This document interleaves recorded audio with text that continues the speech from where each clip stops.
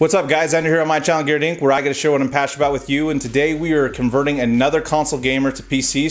You're definitely not a pleb anymore. So we put together, and so I'm going to explain the parts, because if this is your first system coming off a console, we're just going to keep this really basic. So Mike, have you ever built a system before? This is my $300 Sony laptop that I bought count? It absolutely does not. Mike's actually got a fairly high-end system, so we actually decided to go with Ryzen for the CPU. Right now, there's really no better budget option, and there's going to be a lot of upgrade paths available to him. There's Matisse coming out this summer, which is the new Ryzen architecture, and for the time being, this will more than do everything that he wants him to do. We decided to go with an M.2 solid state drive for the hard drive, because right now the pricing for these and just regular size 2.5s are literally the same, so there's no reason to waste space. We decided to go with a very reliable Trident Z RGB RAM, 16 gigabytes at 3000. We have some up here fans. I've talked about these in the past. They're budget options, but they're actually really good. We're going with a very reliable AstroRock B450 motherboard. This is one I've actually used in 3 different systems now, so which is why I trust it. We have a 750 watt gold power supply, and that's so that Mike can overclock everything in the system, and that if he upgrades, he doesn't have to actually switch out the power supply. We're also going with a beefy 2070 RTX EVGA. This is going to allow him to essentially max out any game he wants at 1080p, even 1440p, and keep it above 60 FPS on whatever title he wants to play. And then the NZXT 500, this is a great case. I've actually not had the opportunity to build it before, so we're super excited.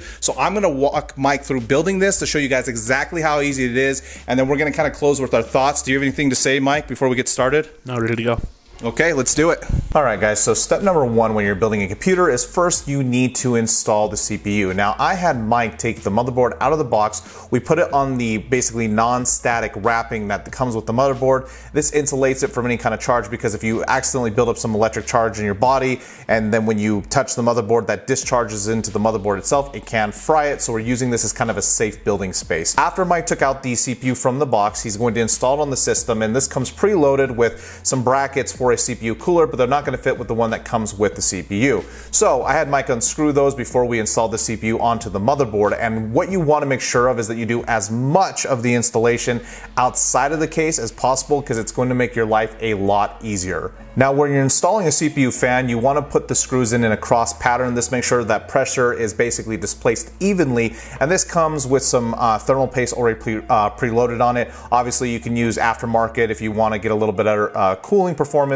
but for our purposes, we didn't really worry about it. Now, the next thing you want to do is install the RAM, and this is very simple. Basically, what you're going to do is you're going to line up the little groove in the DIMM with the RAM groove itself, and you want to put this in the 2nd and 4th slot. That's away from the motherboard. Basically, if you have 4 DIMMs, so that way it runs on what's called dual channel. All this means is that it's having full access to the memory buffer, so it's going to run a little bit faster. So if you have 4 DIMM slots, make sure that you install this in the 2nd and the 4th slot, so you can take advantage of what's called dual channel with your RAM. So I'm actually going to stop the video here, because this was a mistake that I made. I didn't realize until after the build was complete that we put this SSD in the wrong M.2. The one above that's right below your CPU is actually for an NVMe drive. It will not work with a regular SSD. The SSD needs to be installed in the M.2 that's below the 2nd PCIe slot on the motherboard. Now, I like to do as much of the case fan installation as I possibly can before I start moving a bunch of the components, except for the back fan where the motherboard's going to go, so I can leave that space open. But Mike's case for the H500 is really nice, because it actually, in the front, you have a panel you can take out to install the fan separately, and then you just reinstall the panel.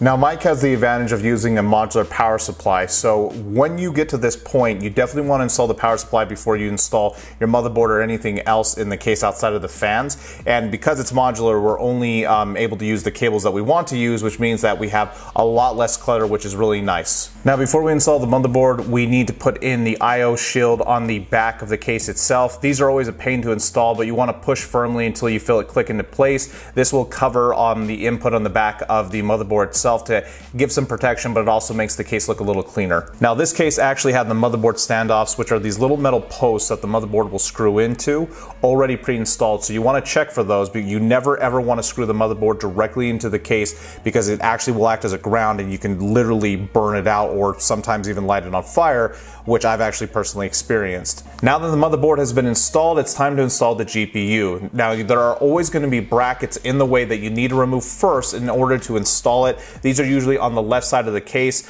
Some of them you're able to remove specific ones just for the input on the back of the GPU itself. In this case, there's only 2 for the GPU that we're using. You always want to install this in the top PCIe slot on your motherboard, and then once you drop it in, you want to put the screws back to essentially secure it and make sure that it's not just hanging out of the motherboard, because if there is GPU sag, that can potentially ruin that PCIe slot, which will ruin your motherboard. Now, cable management is super important because you don't really want to mush any of your cables. You can potentially damage them that way, and the sign of a good build is good cable management. And so with this case, it was incredibly easy to route all the cables. It comes with tons of cable managing slots, tie down points. Unfortunately, I had forgotten to buy more zip ties, so we only had to use the ones that came with the case itself, but we were able to do a pretty good job, and the case was able to slide back on without having to add on any additional pressure. Now that the build is complete, we would normally have a pour and peel, but unfortunately, Mike didn't understand that that's actually a thing. He got a little overzealous, and so he ripped off the plastic before I could tell him that's something that we usually do, but the build is complete.